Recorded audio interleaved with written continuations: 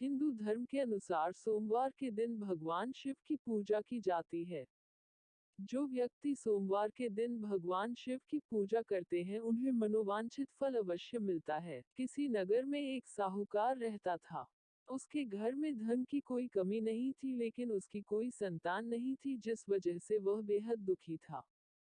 पुत्र प्राप्ति के लिए वह प्रत्येक सोमवार व्रत रखता था और पूरी श्रद्धा के साथ शिवालय में जाकर भगवान शिव और पार्वती जी की पूजा करता था।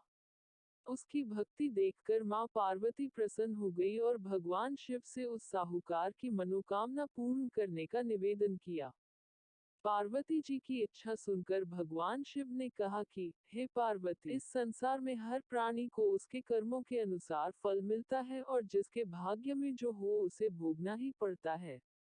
लेकिन पार्वती जी ने साहूकार की भक्ति का मान रखने के लिए उसकी मनोकामना पूर्ण करने की इच्छा जताई। माता पार्वती के आग्रह पर शिवजी ने साहूकार को पुत्र प्राप्ति का वरदान तो दिया, लेकिन साथ ही यह भी कहा कि उसके बालक की आयु केवल 12 वर्ष होगी। माता पार्वती और भगवान शिव की इस बातचीत को साहूकार सुन रहा था। उसे ना तो इस बात की खुशी थी और ना ही गम। वह पहले की भांति शिवजी की पूजा करता रहा। कुछ समय उपरांत साहूकार के घर एक पुत्र का जन्म हुआ।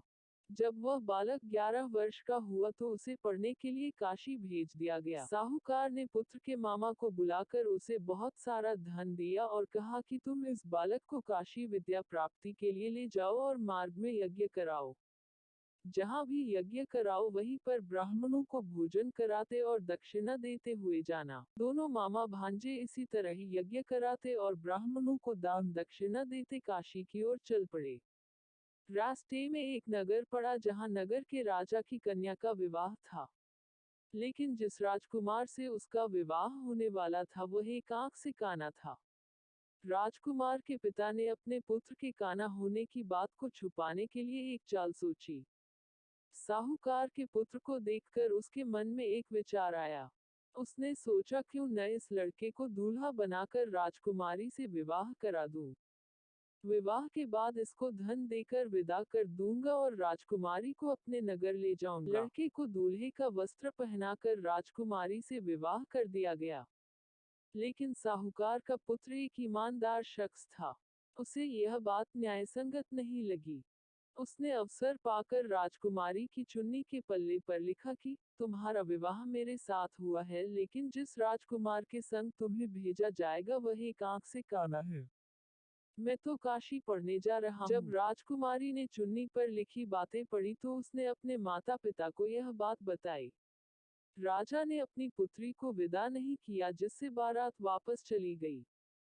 दूसरी ओर साहूकार का लड़का और उसका मामा काशी पहुंचे और वहां जाकर उन्होंने यज्ञ किया।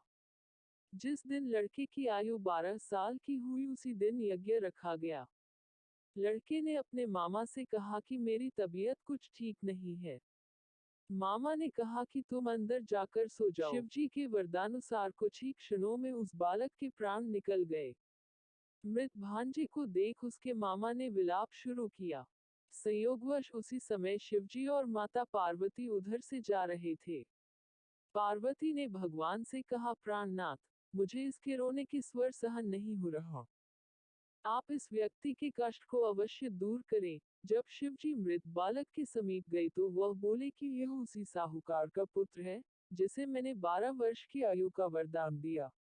अब इसकी आयु पूरी हो चुकी है। लेकिन मातृ भाव से विभोर माता पार्वती ने कहा कि हे महादेव, आप इस बालक को और आयु देने की कृपा करें, अन्यथा इसके वियोग में इसके माता पिता भी तड़प तड़प कर मर जाएंगे। माता पार्वती के आग्रह पर भगवान शिव ने उस लड़के को जीवित होने का वरदान दिया। शिवजी की कृपा से वह लड़का जीवित हो गया। शिक्षा समाप्त करके लड़का मामा के साथ अपने नगर की ओर चल दिए। दोनों चलते हुए उसी नगर में पहुंचे जहां उसका विवाह हुआ था। उस नगर में भी उन्होंने यज्ञ का आयोजन किया। उस लड़के के ससुर ने उसे पहचान लिया और महल में ले जाकर उसकी आवभगत की और अपनी पुत्री को विदा किया। इधर भूखे प्यासे रहकर साहूकार और उसकी पत्नी बेटे की प्रतीक्षा कर रहे थे। उन्होंने प्रण कर रखा था कि यदि उन्हें अपने बेटे की मृत्यु का समाचार मिला तो वह भी प्राण त्याग देंगे, परंतु अपने बेटे के जीवित होने का समाचार पाकर वह बेहद प्रसन्न हुए। उसी रात भगवान शिव ने व्यापारी के स्वप्न में आकर कहा, हे श्रेष्ठी, मैंने तेरे सोमवार के व्रत करने और व्रत कथा सुनने से प्रसन्न होकर तेरे पुत्र को लंबी आयु प्रदान की है। जो कोई सोमवार व्रत करता है या कथा सुनता और पढ़ता है उसके सभी दुख दूर होते हैं और समस्त मनोकामनाएं पूर्ण होती हैं।